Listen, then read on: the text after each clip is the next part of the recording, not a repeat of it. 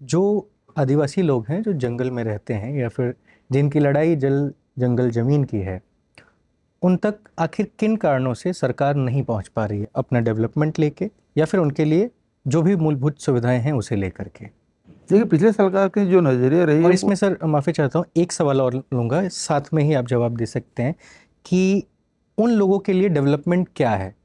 देखिए, सबसे पहली बात तो आपने जल जंगल ज़मीन की बात कही, वो उनका अधिकार था जो कि नहीं मिला।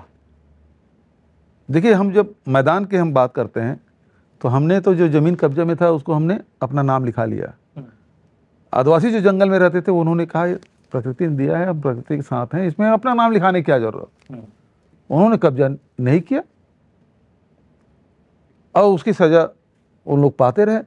यूपीए सरकार ने फॉरेस्ट राइट एक्ट लागू किया, उसको पट्टा देने, अधिमान्यता पत्र देने की बात कही, सामुदायिक कम्युनिटी राइट भी, इंडिविजुअल राइट भी, और वन संसाधन अधिकार देने की बात की, लेकिन पिछले सरकार ने लागू नहीं किया। और पिछली सरकार ने बस्तर के लोगों को दुश्मन जैसा व्यवहार किया। कैंप से निकलते थे पैरामिलिट्री फोर्स और उसको सामने वाले जो भी मिले उसको दुश्मन की निगाह से देखते थे, जबकि आए उसी सुरक्षा के लिए। हमने वो नज़रिया बदला, हमने कहा कि विश्वास, विकास और सुरक्षा, इससे हम आगे बढ़ेंगे। तो सबसे पहले मैंने उन सबसे संवाद किया जो आदिवासी हैं, परंपरागत रूप से वहाँ जो सैकड़ों साल से रह रहे हैं, उनसे बात की। फिर जो वहाँ जो जवान वहाँ नियुक्त हुए हैं उनसे हमने बात की, सरकारी कर्मचारी अधिकारियों से बात की, पत्रकारों से बात की, व्यापारियों से बात की, सबसे बात की कि आखिर इस समस्या किस रूप में देखते हैं। तो क्या हल निकला? तो हल यही निकला कि विश्वास मिला जाए और विश्वास के लिए कदम हमको बढ़ाने पड़ेंगे। तो क्या आप मानते हैं कि अब तक आप विश्वास नहीं जब बना पाए हैं उन लोगों के बीच? मैं तो सरकार बनते 1 महीने पहले शुरुआत कर दिया। पहले ही लोहांडीगुड़ा में जो ज़मीन आज तक के दुनिया में आदिवासी से ज़मीन छीनी जाती है, हमारी कांग्रेस की सरकार पहली सरकार है जो ज़मीन वापस कराने का काम किया। तो करीब 4200 एकड़ ज़मीन अधिग्रहित की गई थी उद्योग लगाने के लिए, 5 साल में लगा नहीं लगा तो ज़मीन हमने वापस कर दी 1700 किसानों का। तो एक विश्वास, अरे ये तो हमारे लिए सोचती है सरकार। फिर फॉरेस्ट राइट एक्ट का पट्टा हमने देना शुरू किया। फिर उसके बाद लघु उपज खरीदी शुरू के, समर्थन मूल्य घोषित करके महुआ फेंक देते थे। आदिवासी कभी महुआ फेंकेगा? महुआ केवल न केवल 17 रुपये बल्कि उसके 30 रुपये हम खरीदना शुरू कर दिए और हमारे आय के साधन बढ़ा रहे हैं।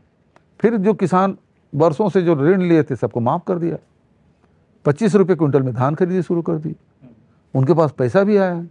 फिर उसके स्वास्थ्य के लिए हाट बाजार क्लिनिक योजना हमने शुरू की। आदिवासी बस्तर के लोग या ग्रामीण अंचलों में देखेंगे हॉस्पिटल नहीं जाएंगे, बाजार जरूर जाएंगे, तो बाजार में हमने हॉस्पिटल भिजवा दिया। सारे मुफ्त में इलाज भी हो रहा है, जांच भी कर रहे हैं, दवाइयाँ भी दे रहे हैं और हर सप्ताह जा रहे हैं, तो वो स्वास्थ्य के लिए बड़ा लाभदायक हो। सर मैं फिर 1 मिनट और लूँगा आपका। जब उनके पास पैसा आया तो एक उनके मानसिकता में बड़ा परिवर्तन आया। परिवर्तन ये आया कि बस्तर में पहले जो सड़कें बनती थी ना, तो वहाँ के लोग ये सोचते थे ये सड़क है वो पैरामिलिट्री फोर्स के आने जाने के लिए है।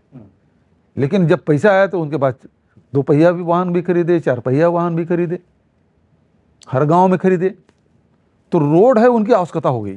तो पहले रोड काटते थे, लेकिन 5 साल हो गए एक भी रोड नहीं कटा बस्तर में। ये परिवर्तन आया, अब सड़कें हैं वो उनकी आवश्यकता हो गई। दूसरी बात ये है कि वहाँ जाने के बाद बच्चों की शिक्षा के लिए बड़े चिंतित बस्तर के लोग, तो वो स्वामी आत्मानंद अंग्रेजी स्कूल मांगे। जब भी गया जहाँ गया तो हमको अंग्रेजी स्कूल चाहिए, स्वामी आत्मानंद अंग्रेजी स्कूल। और दूसरी बात मांगे हमारे यहाँ बैंक खोल दीजिए, कोऑपरेटिव बैंक सोसाइटी खोल दीजिए, क्योंकि उनके पास पैसा है। पहले बैंक के कर्मचारी आते भाग जाते थे, अब ये है कि बैंक में लाइन लगी रहती है कि पैसा निकालना उनको। तो ये बस्तर संभाग के पूरे 7 जिलों में आपने किया? सब जगह, बस्तर में भी, सरगुजा में भी।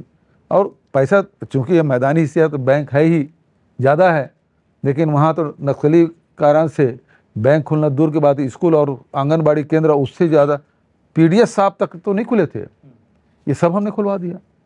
300 स्कूल बंद थे, वो हो गया। सबके आधार कार्ड बनाए, सब में टीचर आ गए सर?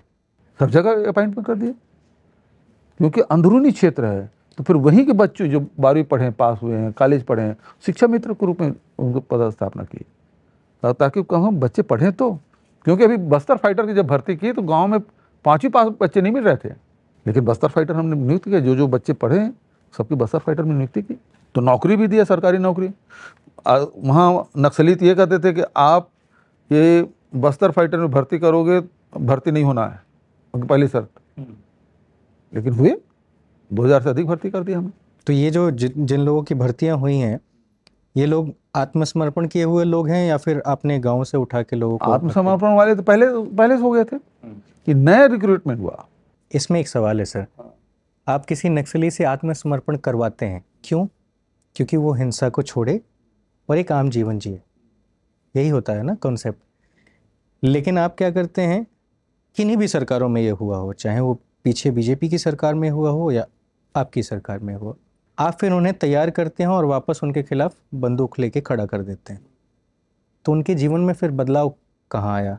लेकिन ये है कि नक्सली मारते हैं, है ना, तो उनके लिए कोई कानून तो रहता नहीं उसका, नक्सलियों का। मार दे, हत्या कर दे, कोई बात नहीं।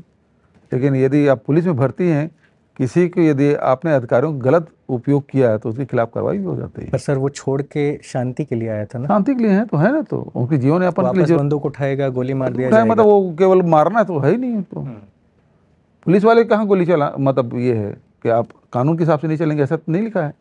आप आत्मसमर्पित यदि नक्सली हैं तो आपको छूट थोड़ी है कि आप किसी की भी गोली मार दें। आपको नियम से चलना पड़ेगा, संविधान के मुताबिक चलना पड़ेगा। अंतर ये है।